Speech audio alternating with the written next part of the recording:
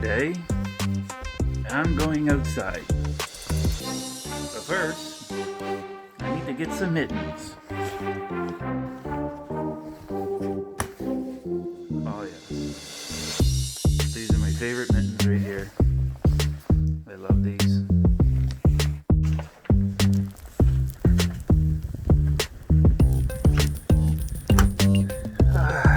Here we are. Snowstorm day.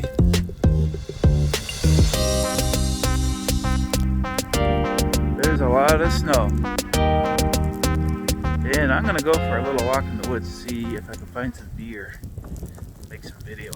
So let's see what happens. Whoa. I don't know if you can see how windy it is out here, but it's blowing pretty hard. I know that when you get in the woods, there's better shelter. I'm gonna try to find some deer sleeping out here, because I know a place they like to go.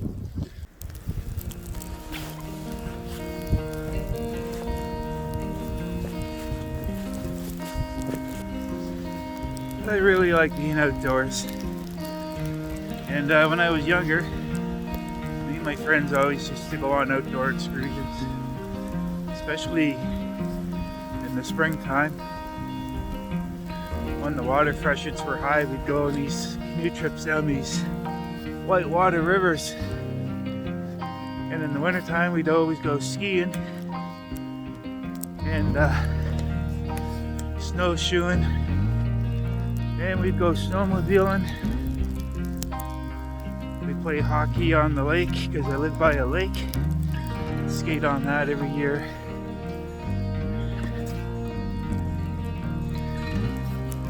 Now I'm just out enjoying a nice, typical maritime winter storm. But hey, let me show you something here. You see this tree all covered in snow, and then underneath it, it's like a shelter under there. And if you rode in the woods by yourself and you were looking for shelter, a place to stay warm, going under a tree like this would give you pretty good protection. So long as you didn't shake the snow off the leaves though, because that wouldn't be any fun, getting dumped on with snow, and you'd be really cold. Yeah.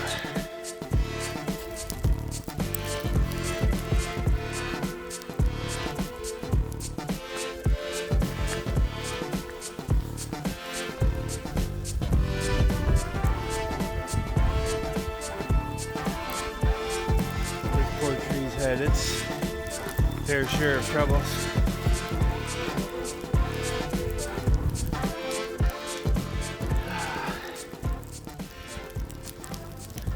And as stormy as it is right now, it's not actually very cold. Maybe it's around -4. I realize that some people that would be an absolute nightmare to be out in -4 weather. A guy from Canada, it's nice, beautiful temperature for walking. I love it. Here we are at the creek. The whiteout is limiting the visibility. I don't know what we can see here, but I'll switch to camera view, see what you can see. There you go. The creek.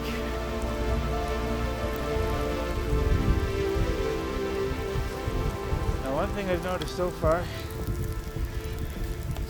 the only tracks I found out here are my own,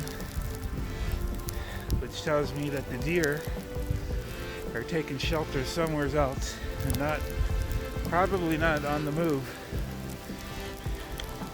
So, I don't know if we'll find them or not.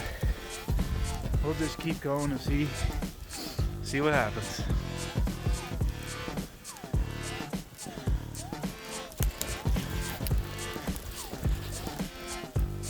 Okay, so here's what's happening. We're starting to move out of the woods out into the open area a bit, because I'm coming up onto the old rail line. No longer a rail line now, so right behind me that way is the St. John River. But it's gonna be pretty next to impossible to see that with all the white out. So you'll just have to take my word for it. There's a big, massive river. And it's starting to get windy here. You probably noticed lots of trees with no leaves on them. And if you're not familiar with the forests in the northern hemisphere, those are what we call hardwood trees.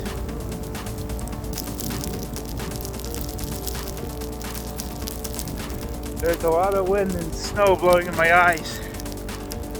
I forgot to put my goggles on. And now I'm squinting, trying to see where I'm going. A little bit of a challenge. The snow's getting deep here. A lot of drifting. It would have been good to have snowshoes. Anyways, I'm doing it in my boots. Something's happening up ahead here. Quite curious to see what it is. Let's go have a look.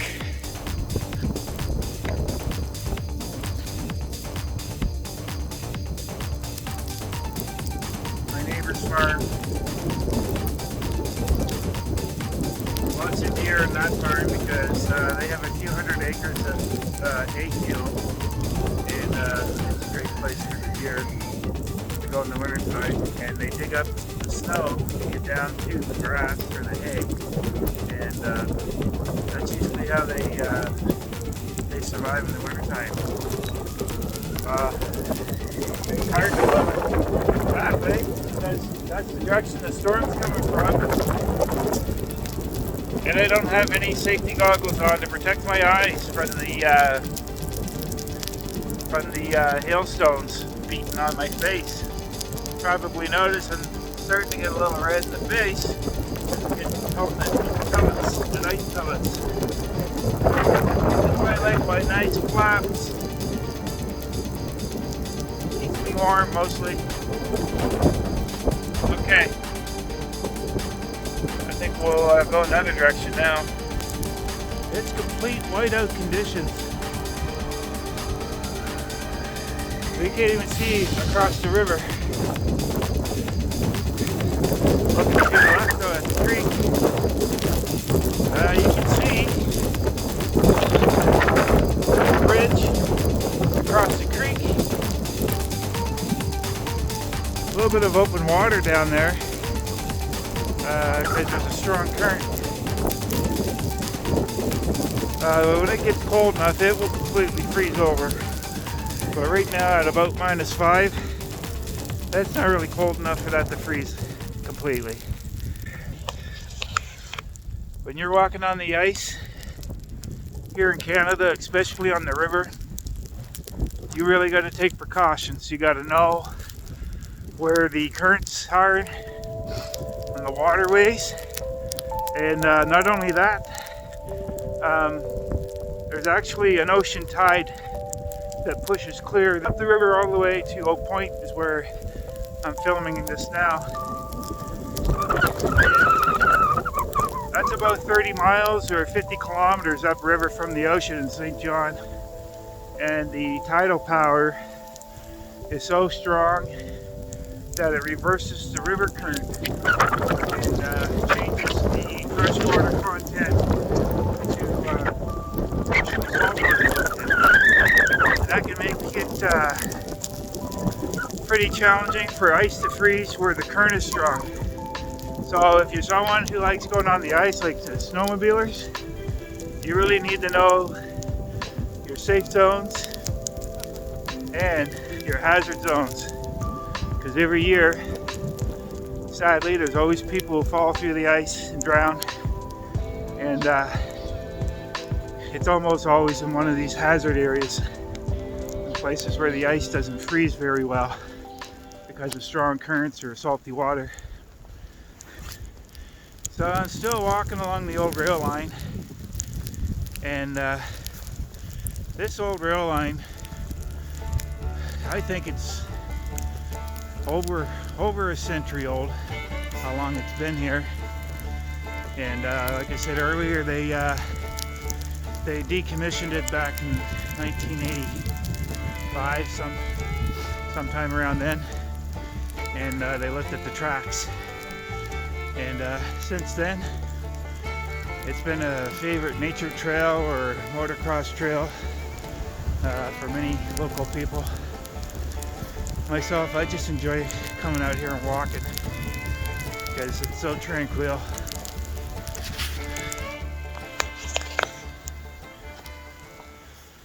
Just a minute ago, I was talking about the ice and how you really got to be careful going out onto the ice. Well, back in my younger days, growing up as a kid and a teenager, I've had my fair share experience of falling through the ice. And one time was on my snowmobile, and the other time I was on foot trying to cross the lake to take a shortcut to go do my paper route, and I went right through the ice up to my armpits and caught myself before I went under. Pulled myself up and marched back home and in the door, and my poor mother, you should have seen the look on her face when she saw me coming in, soaked from the neck down, wondering what happened to me. And that's only 2 times that I've gone through the ice. Another time that was a really close call, it was Christmas time, and I got a new tape cassette player. And if you don't know what one of those is, then you'll probably have to Google it, because it goes back to the 80s. Anyways, I decided to go for a walk in the night, and I was playing my music with my headphones on with my cassette player, and it was dark, and I'm walking out on the ice on the river, and I had my dog with me, thank goodness, because I didn't know the danger I was walking right into. And then I noticed the dog was scattering, slipping on the ice and trying to turn around and go back. And then I looked down at my feet and I saw the ice cracking, shattering all around my feet.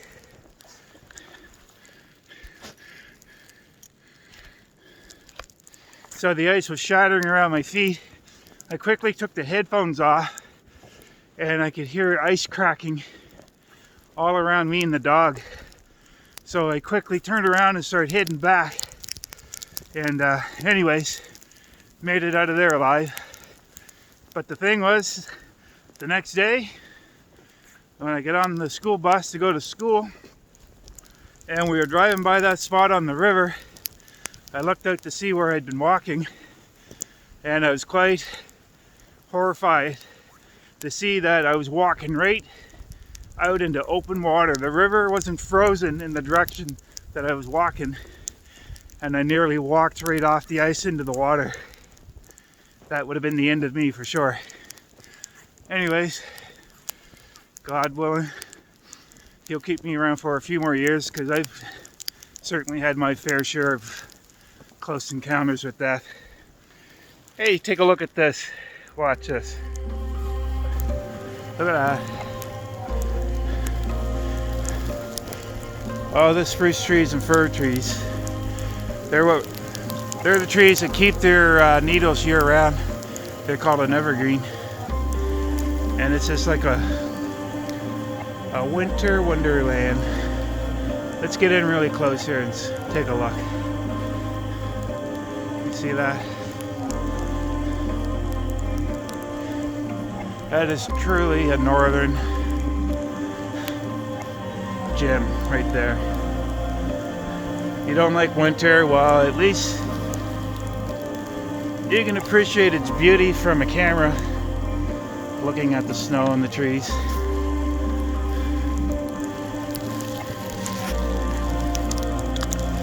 You know, in Canada, the geography here is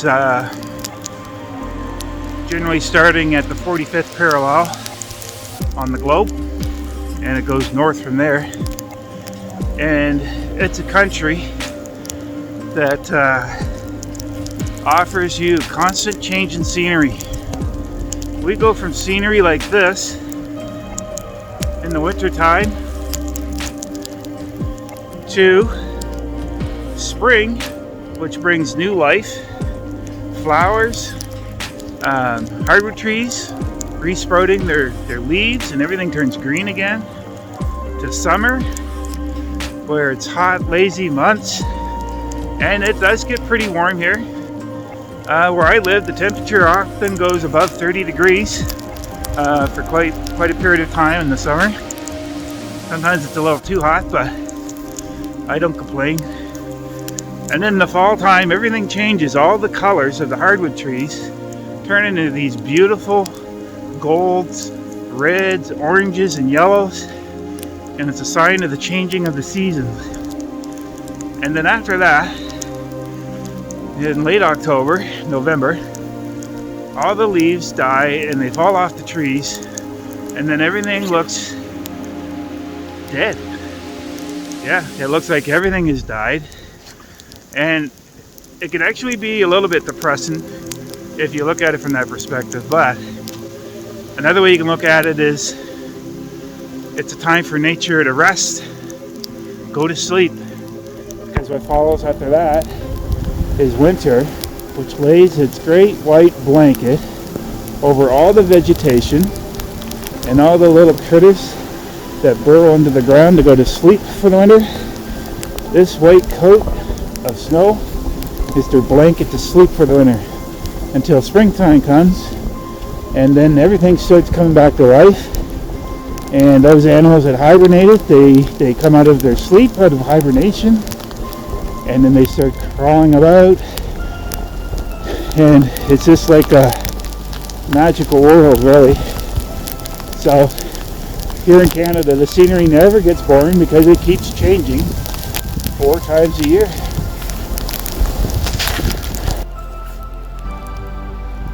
Okay, so here we are, we're coming out of the woods and we're back onto the Oak Point Beach Road, and there's the sign for Oak Point, Kiwanis Park. Here's the road leading up to my house, and you can see this road has not been plowed. The snowplow hasn't come by. It sounds to me, I can hear a beeping noise somewhere in the near distance, and that's a sound that I'm quite familiar with, which means there's a snowplow truck nearby, and this road hasn't been plowed yet, so, and I'm walking on it, and if that snowplow truck is coming now, I'm gonna have to jump off into the woods, because when he goes by, his plow makes a tidal wave of snow, which will turn me into an instant snowman. So I'm hoping I can get up there before he gets to me, and I can hear him. He's close. I think he's up by the mailboxes and up the road by the highway. So I'm going to stop here for a minute and wait and see if he comes.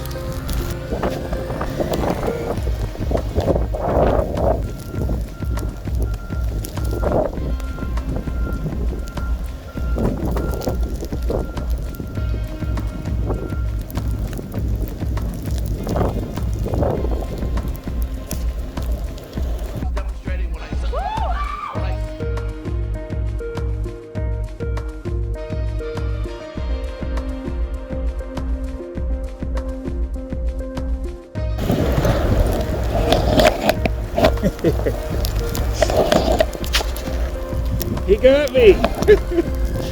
He snowed me! I'm sure he did that on purpose. He knew I was videoing, so he wanted to make a show of it. Oh, that was cool. Okay. I think we're at the end of the video for this time. So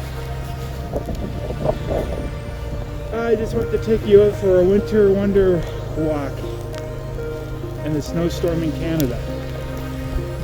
Something a little different for my viewers from the Philippines and a good friend of mine from the UK too.